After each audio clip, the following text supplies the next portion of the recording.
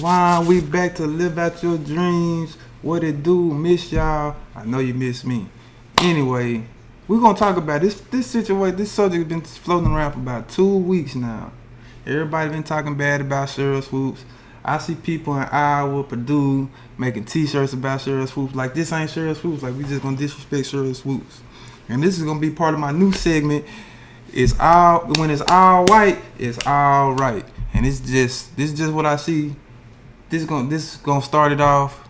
Let's see what SHERYL talking about.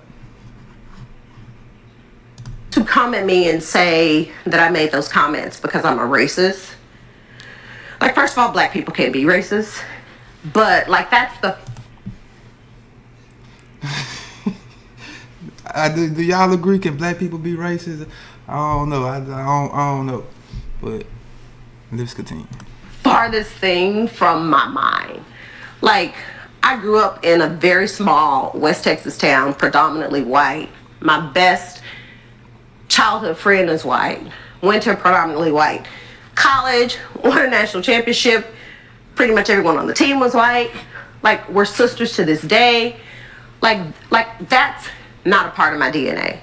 But for me, it's very important though that, like, I'm a black woman, you know? So it's important for me that I speak up for people that look like me. Like, it's Black History Month. So, like, our ancestors fought and died for us to have opportunities that we have today. So anytime I have an opportunity to obviously be on the podcast or anything where I feel like it's important for me to speak up and show support, that's what I want to do. I have like no issues with Caitlyn. Her breaking the record, I think obviously is a tremendous accomplishment, although, you know, we could get into that discussion also because there was a big debate on Lynette Woodard having the actual record. But I think what Caitlyn has done for not just college basketball, but for women's basketball, period, I think has been great. The following, people watching the game, sellouts that we haven't seen ever. It just really bothers me though when people just take bits and pieces of what they want to take and they don't listen to everything and you don't hear everything. Because I do remember me saying that Caitlyn, to me, could be the best college shooter I've ever seen, right? So I don't have any hard feelings towards Caitlyn, no hard feelings towards Angel. My thing is when you put these expectations on these young women in college to go to the next level and be immediately dominant, and when that doesn't happen, then people come back and say, oh, she was a bust, she was a flop, she wasn't that good. Like, just let them do what they're doing in college, enjoy what they're doing in college, and let them become stars in the WNBA. Like, it's not about me liking you, not liking you, me hating on you. Like, I don't even know how to let those words come out of my mouth, but yeah, it was a lot. But I have to say this before we move on. So to like every single person on social media that like held it down for me, that was like, oh no, we're not doing this. We're not doing like, this. I got mad love and respect for all of them for showing up and showing out and making sure that I was good because people were checking on me. And I'm very appreciative of that. Shout out to SHERYL. We're not gonna let nobody disrespect SHERYL. This is basketball greatness, man. You know what I'm saying? 47 points national championship game. Don't forget that type of stuff. Don't forget four championships in Houston to start the WNBA. So we're not gonna do that. And she's the first woman to have her own basketball shoe. We're not gonna do that. We ain't gonna disrespect nobody. All SHERYL was really saying was Lynette Woodard got the most points scored in college or whatever. So she was really defending Woodard. She didn't say nothing bad about Caitlyn. And Caitlyn get buckets too, but Caitlyn ain't a perfect player like everybody's saying she is or whatever. She loses games. She lost the game the other night where she shot 9 for 41 or something. So we not hating on Caitlyn. We really rock with Caitlyn. I really think she's a great player. But y'all doing a lot with that Caitlin Clark situation, bro. Y'all really doing a lot with that Caitlin Clark situation. Don't get me wrong, it's good for basketball, it's good for sports. But y'all doing a lot. The most expensive women's college basketball game in history.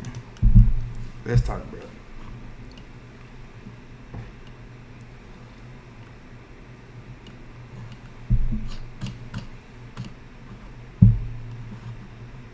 The ball rolls on, and on the women's side,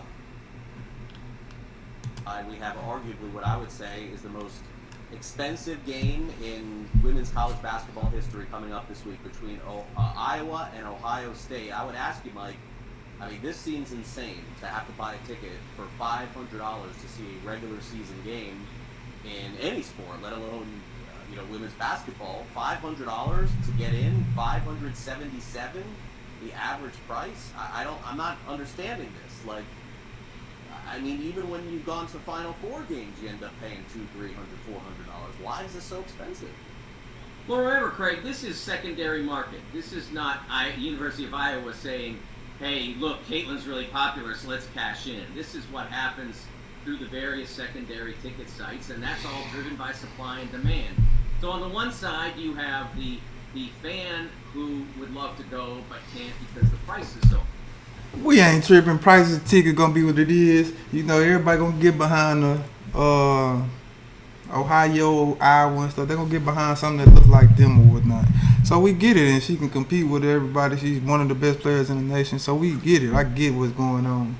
It's not happening in college basketball like that, especially in women college basketball. So shout out to Caitlin. I heard somebody pay $10,000 for a ticket the other day, and y'all worried about the WNBA, but just let them play basketball where they at right now. You know what I'm saying? She probably ain't gonna make that much money in the WNBA, but she's still gonna have our NIL deals or whatever, and probably have sponsorships. But the stage ain't gonna be the same like it is in college, so her money might go down or whatever. But y'all doing a lot with the Caitlin Clark stuff. We gonna keep it cute though. We're not gonna bash college students, but at the same time, we do want to show the respect to our legends in the game and legends that's been there. And until next time, I'll holler at y'all next time. We're going to talk about the next subject. Ain't no telling what we're going to talk about. But we're going to try to keep it positive because a lot of stuff on this internet is not positive. You know what I'm saying? But until next time, you know what to do. Live out your dream.